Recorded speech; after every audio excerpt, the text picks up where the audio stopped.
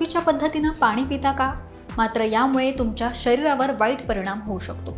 आता तुम्ही विचार कराल, पाणी पिण्याची सुद्धा कोणती आता योग्य पद्धत असते? मात्र पाणी पिण्याची सुद्धा एक विशिष्ट आणि योग्य पद्धत आहे आणि ही पद्धत फॉलो केली नाहीत तर तुमच्या काही चुकांमुळे आरोग्यावर विपरीत परिणाम होऊ शकतो। आणि अनेक लोकांना हे माहीत नसतं की पाणी पिण्याच्या चुकीच्या सवयी आपल्या शरीरासाठी हानिकारक ठरू शकतात। तर चला जाणून घेऊयात की पाणी पिण्याची नेमकी योग्य पद्धत कोणती आहे आणि ती फॉलो नाही केली तर आपल्या शरीरावर नेमके काय परिणाम होतील।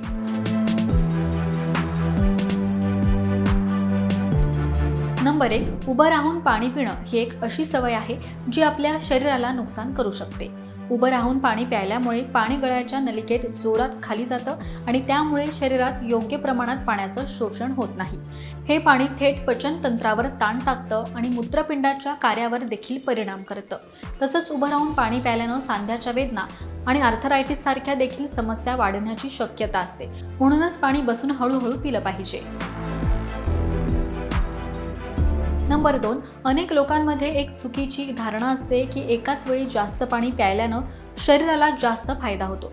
पण प्रत्यक्षात एकाच वेळी खूप पाणी प्यायल्यामुळे शरीरातील इलेक्ट्रोलाइट्सचं संतुलन बिघडतं, ज्यामुळे डोकेदुखी, उलटी आणि काही वेळा गंभीर अवस्थांमध्ये उलट्या, थकवा आणि भ्रमित स्थिती निर्माण होऊ शकते।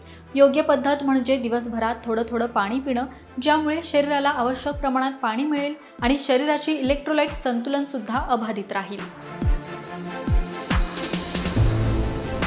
नंबर 3, अनेकदा लोकांना जेवताना पाणी पिण्याची सवय असते, मात्र हे आरोग्यासाठी हानिकारक ठरू शकतं।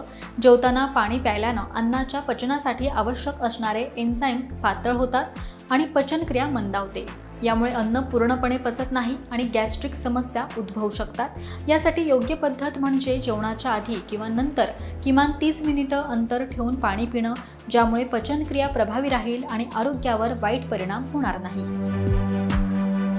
नंबर 4, थंड पाणी पिणं विशेषतः उन्हाळ्यात आल्हाददायक वाटू शकतं, पण शरीराच्या पचन प्रणालीसाठी हे चांगलं नसतं।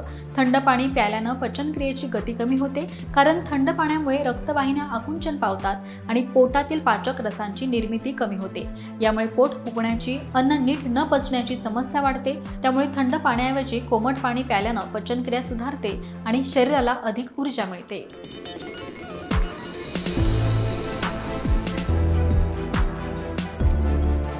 नंबर 5, रात्री झोपण्यापूर्वी खूप पाणी प्यायल्यानं वारंवार उठून मूत्रविसर्जन करावं लागतं, ज्यामुळे झोपेत खंड पडतो। अपुरी झोप आरोग्यावर अनेक नकारात्मक परिणाम करू शकते, जसं की थकवा, ताण आणि रोगप्रतिकार शक्ती कमी होणे। शरीराची योग्य विश्रांती आणि झोप होण्यासाठी झोपण्याच्या अगोदर पाणी कमी प्रमाणात पिणं योग्य ठरतं। तर यामुळे तुम्हाला कळालंच असेल की योग्य पद्धतीनं आणि योग्य वेळेस पाणी पिणं हे आरोग्यासाठी अत्यावश्यक तर आहेच। त्यामुळे पाण्याची चुकीची सवय बदलून आपल्या जीवनशैलीत योग्य पद्धतीनं पाणी पिणं समाविष्ट करा आणि मग तुमच्या आरोग्यावर सकारात्मक परिणाम तुम्ही स्वतः पाहू शकता। तर या छोट्या पण महत्त्वाच्या सवयी लावा आणि तुमचं आरोग्य अधिक चांगलं ठेवा। आणि ही माहिती तुम्हाला कशी वाटली हे कमेंट करून नक्कीच सांगा। पाहत रहा महाराष्ट्र टाइम्स। धन्यवाद।